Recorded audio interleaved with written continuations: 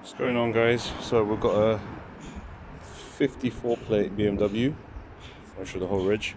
6-cylinder 525i e61, e60, e61, whatever. 6-cylinder engine. Had a misfire, right? Multiple cylinder misfire.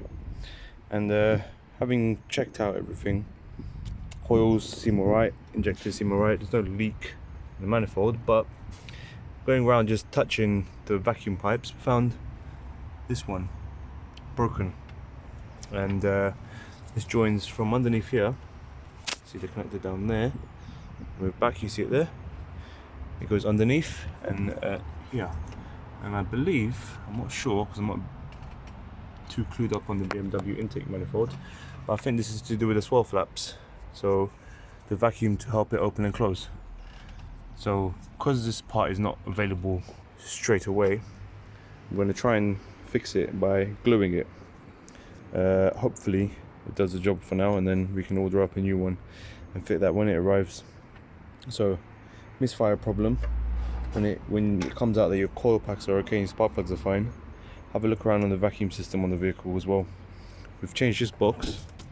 Again, it's like a bypass valve, and that seemed to cure it a little bit, but because that was broken, it wasn't doing the job 100%, especially on cold start.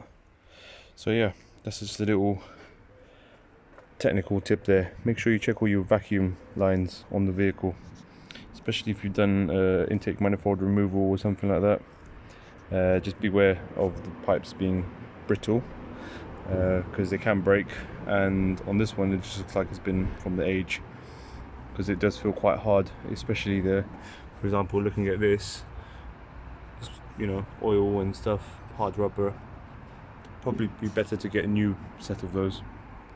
But yeah, I hope that's been informative, and please like, comment and subscribe. Please subscribe, guys.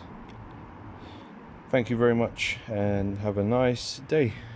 Here we are.